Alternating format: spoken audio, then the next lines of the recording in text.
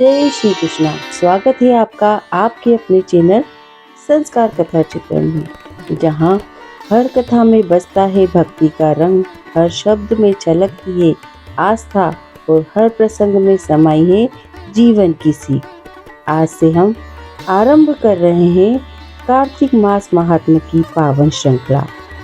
यह वही महीना है जो स्वयं भगवान श्री हरि विष्णु को सबसे अधिक प्रिय है।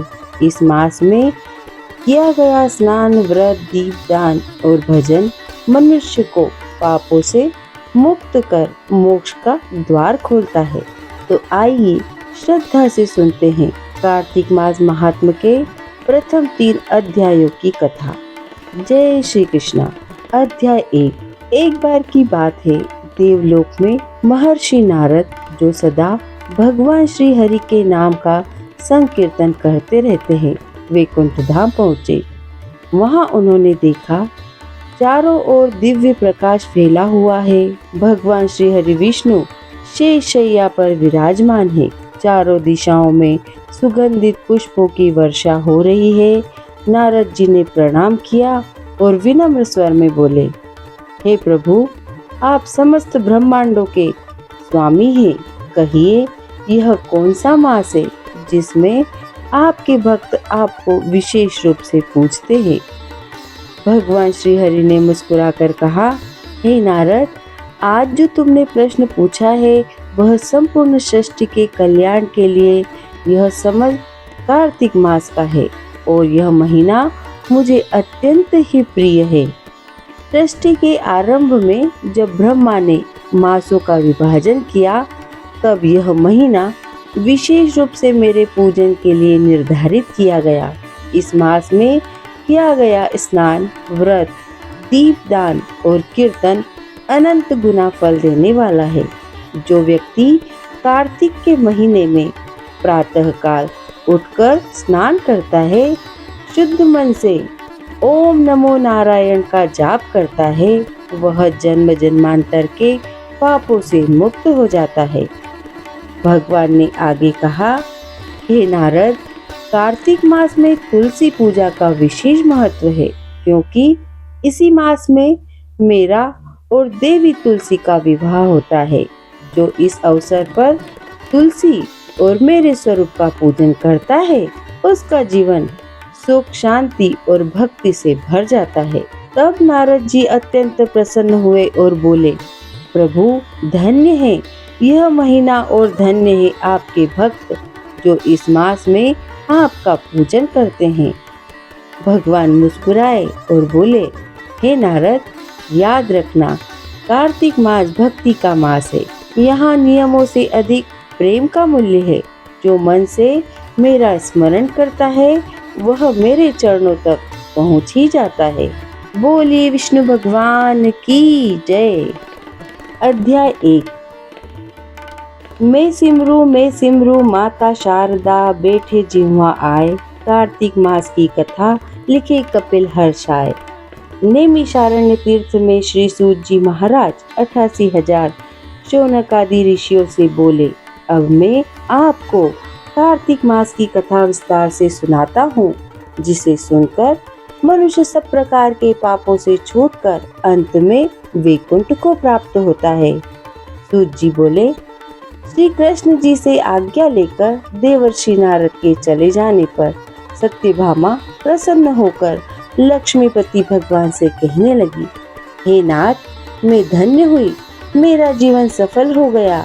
मेरे जन्मदाता भी धन्य है, जिन्होंने मुझ जैसी त्रैलोक्य सुंदरी को जन्म दिया, जो आपकी 16 सहस्त्र स्त्रियों के मध्य में आपकी परम प्यारी पत्नी बनी। मैंने यह कल्प वृक्ष आदि पुरुष आपके साथ नारद जी को विधि पूर्वक दान में दे दिया, परंतु वही कल्प वृक्ष मेरे घर लहराया करता है। जिस बात को मृत्युलोक में कोई भी स्त्री नहीं जानती, हे त्रिलोकीनाथ, मैं आपसे कुछ पूछना चाहती हूँ। आप मुझे विस्तार पूर्वक कार्तिक महात्म्य की कथा सुनाइए, जिसको सुनकर मेरा हित हो तथा जिसके करने से कल्प पर्यंत भी आप मुझसे विमुख न हो। सूत जी बोले, सत्यभामा के ऐसे वचनों को सुनकर हंसते हुए श्री कृष्ण जी सत्यभामा का हाथ पकड़कर तथा अपने सेवकों को वहीं रोककर विलास युक्त अपनी पत्नी को कल्प वृक्ष के नीचे ले गए और हंसकर कहने लगे, हे प्रिय, 16,000 रानियों में मुझे तुम प्राणों के समान प्यारी हो। तुम्हारे लिए मैंने इंद्र से तथा देवताओं से भी विरोध किया था। हे कांते, जो बात तुमने पूछी है उन अद्भुत बातों को सुनो। सूत जी बोले, एक दिन श्री कृष्ण भगवान ने सत्यभामा की प्रिय कामना के लिए गरुड़ पर सवार होकर इंद्रलोक जाकर कल्प वृक्ष मांगा। तब इंद्र के मना कर देने पर गरुड़ का इंद्र से घोर युद्ध हुआ और गोलोक में गरुड़ जी ने गौ से युद्ध किया। गरुड़ की चोंच से उनके कान और पूंछ कटकर गिर पड़े। उनके रुधिर से 3 वस्तुएं उत्पन्न हुई, कान से तंबाकू, पूंछ से गोभी और खून से मेहंदी। इन तीनों के प्रयोग करने से मोक्ष प्राप्त नहीं होता। तब गौ ने भी क्रोध में बढ़कर गरुड़ को मारा, जिससे उनके 3 पंख टूटकर गिर पड़े। इनके पहले पंख से नीलकंठ, दूसरे से मोर और तीसरे से चकवा चकवी उत्पन्न हुए। हे प्रिय, इनके दर्शन मात्र से ही शुभ फल की प्राप्ति होती है। यह सुनकर सत्यभामा बोली, हे प्रभु, मैंने पिछले जन्म में कौन कौन से दान, व्रत व जप नहीं किए हैं? मेरा कैसा स्वभाव था तथा मैं किसकी पुत्री थी? मुझे मृत्युलोक में जन्म क्यों लेना पड़ा? मैंने ऐसे कौन से शुभ कर्म किए जिससे आपकी अर्धांगिनी हुई? कृष्ण बोले, हे प्रिय, जो तुमने पूर्व जन्म में शुभ कर्म किए हैं उन्हें विस्तार पूर्वक कहता हूँ। पूर्व जन्म में सतयुग के अंत में मायापुरी में अत्रि गोत्र से देव शर्मा नाम का एक ब्राह्मण वेद वेदांत का जानने वाला रहता था। वह रोज अतिथियों की सेवा, हवन और सूर्य भगवान की पूजा किया करता था। उसका तेज सूर्य के समान तेजस्वी था। उसके वृद्धावस्था में गुणवती नाम की कन्या हुई। उसका विवाह उस पुत्रहीन ब्राह्मण ने चंद्र नाम के अपने शिष्य के साथ कर दिया। वह चंद्र को अपने पुत्र के समान मानता था। चंद्र भी उसे अपने पिता के समान ही सम्मान देता था। एक दिन वे दोनों कुश और समिधा लेने के लिए वन गए। हिमालय की तलहटी में भ्रमण करते हुए उन्होंने एक राक्षस को आता हुआ देखा। उस राक्षस के आने के भय के मारे उनके सब अंग शिथिल हो गए और भागने की सामर्थ्य भी नहीं रही। तब उस काल के सदृश राक्षस ने उन दोनों को मार डाला। उनके धर्मात्मा होने के कारण मेरे पार्षद उनको मेरे पास वैकुंठ ले आए, क्योंकि उन्होंने आजीवन सूर्य भगवान की पूजा की थी। उस कर्म से मैं दोनों पर अति प्रसन्न हुआ। शिव, सूर्य, गणेश जी व देवी, इन सब देवताओं की पूजा करने वाले सब स्वर्ग को प्राप्त होते हैं। मैं एक होता हुआ भी काल और कर्मों के भेद से 5 प्रकार का होता हूँ। जैसे एक देवदत्त, पिता, भ्राता आदि नामों से बोला जाता है। जब वह दोनों विमान पर चढ़े हुए सूर्य के समान तेजस्वी, रूपवान, चंदन और माला धारण किए हुए मेरे भवन में आए तो दिव्य भोग भोगने लगे। विष्णु भगवान की जय। दूसरा अध्याय प्रारंभ। सिमर चरण गुरुदेव के लिखो शब्द अनुपम, कृपा करे भगवान सत्य चित्त आनंद स्वरूप। भगवान श्री कृष्ण ने कहा, हे देवी, गुणवती अपने पिता व पति को राक्षस के द्वारा मारे जाने का समाचार सुनकर बड़ा विलाप करने लगी। हे नाथ, हे पिता, मुझको त्याग कर तुम कहाँ चले गए? मैं अकेली कन्या हूँ, तुम्हारे बिना अब मैं क्या करूँ? अब मेरे भोजन और वस्त्र आदि की व्यवस्था कौन करेगा? घर में स्नेह पूर्वक मेरा पालन पोषण कौन करेगा? मैं कुछ नहीं कर सकती, मुझ विधवा की रक्षा कौन करेगा? मैं कहाँ जाऊँ, कहाँ रहूँ? मेरा तो अब कहीं ठिकाना नहीं रहा। इस तरह रोती और बिलखती गुणवती पछाड़ खाकर पृथ्वी पर गिर पड़ी और मूर्छित हो गई और देर तक पड़ी रही। फिर जब होश में आई तो पूर्ववत अत्यंत करुण विलाप कर शोक सागर में डूब गई। जब कुछ संभली तो उसे ध्यान आया कि मेरे पिता तथा पति की मृत्यु के पश्चात उनकी क्रिया करना चाहिए, जिससे उनकी गति हो सके। अतः उसने अपने घर की सारी वस्तुएं बेच दी। उनके बेचने से जो पैसे उसे मिले, उनसे उसने अपने पिता और पति का श्राद्ध आदि किया।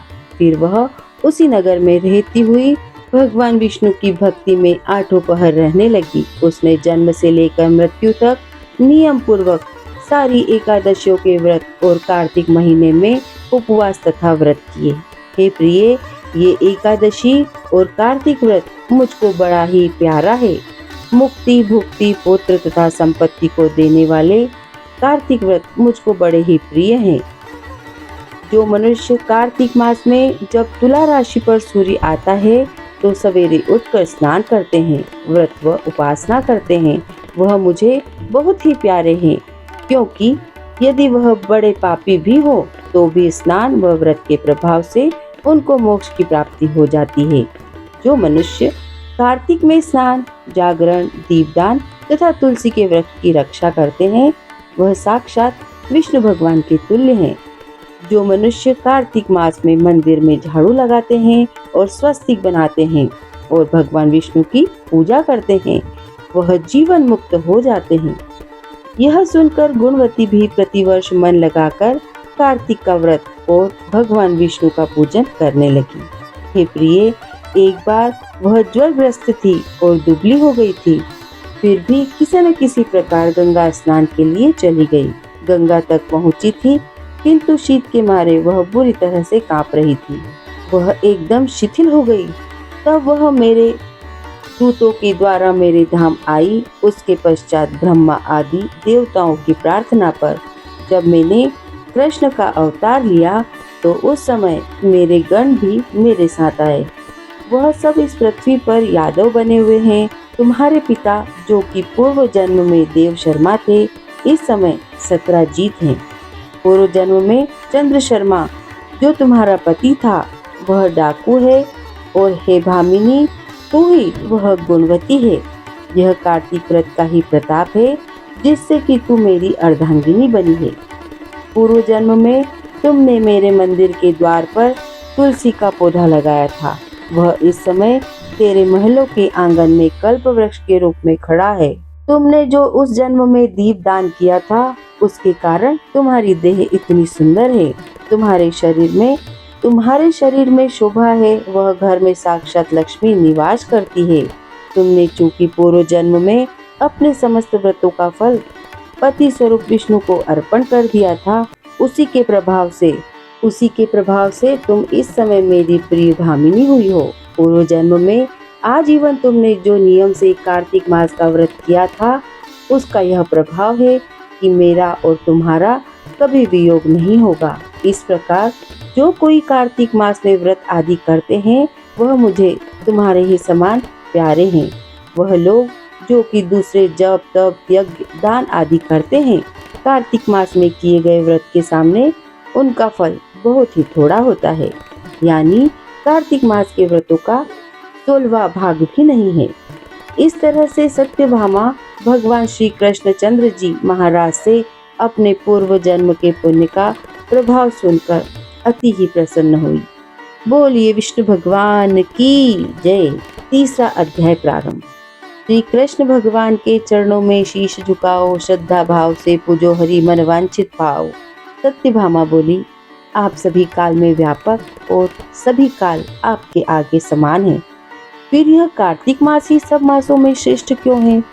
सब तिथियों में एकादशी और सब मासों में कार्तिक मास को ही आप अपना प्रिय क्यों बतलाते हैं? इसका कारण कहिए। भगवान श्री कृष्ण बोले, हे प्रिय, तुमने मुझसे बहुत ही उत्तम बात पूछी है। मैं तुमको इसका कारण बतलाता हूँ, ध्यान से सुनो। इसी प्रकार एक बार महाराज बेन के पुत्र राजा पृथु ने प्रश्न के उत्तर में देवर्षि नारद से प्रश्न किया था और श्री नारद जी ने उसे कार्तिक मास की महिमा बतलाई थी। राजा पृथु के प्रश्न के उत्तर में देवर्षि नारद ने कहा था, हे राजन, एक समय शंख नामक एक राक्षस बड़ा बलवान और अत्याचारी हुआ। उसने अपने अत्याचारों से तीनों लोगों को कंपायमान कर दिया था।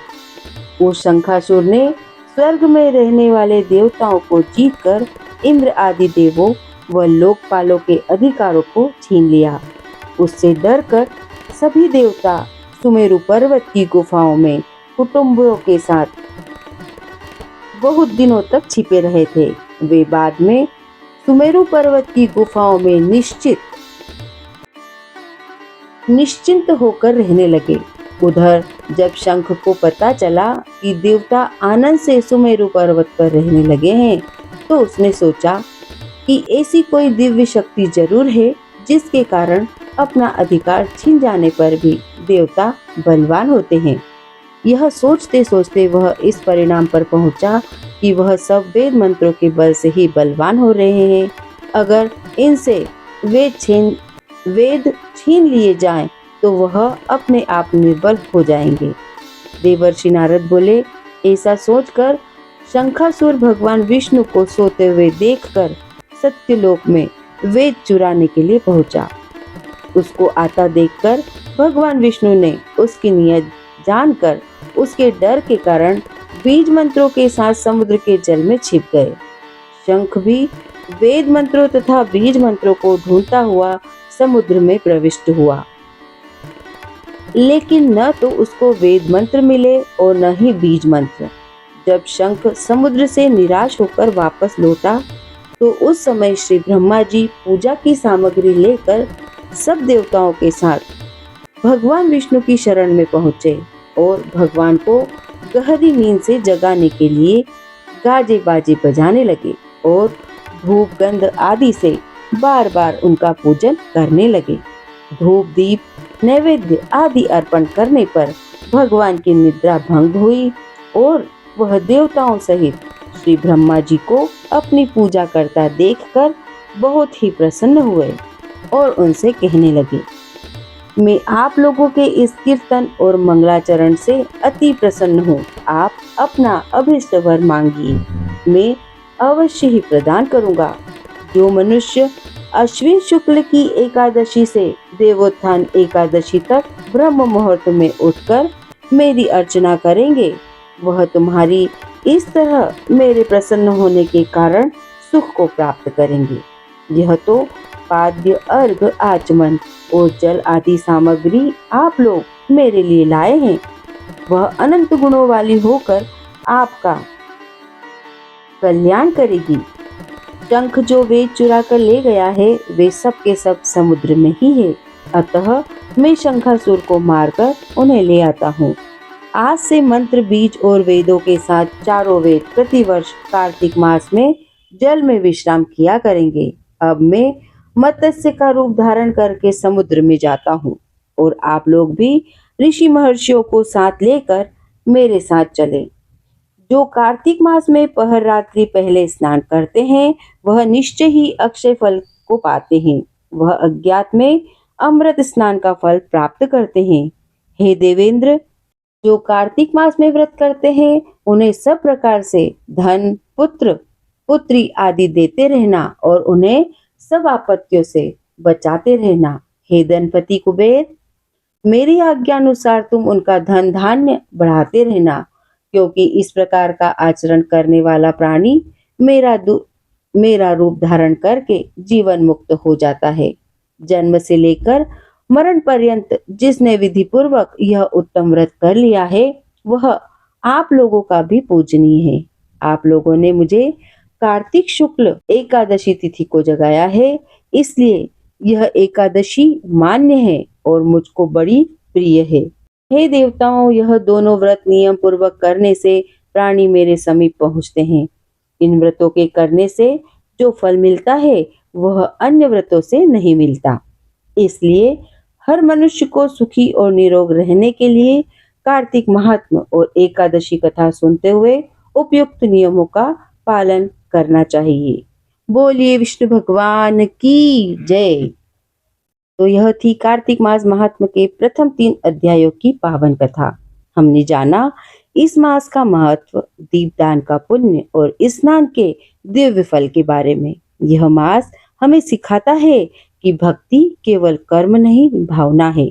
जो श्रद्धा से भगवान का नाम लेता है, उसका हर दिन कार्तिक मास बन जाता है।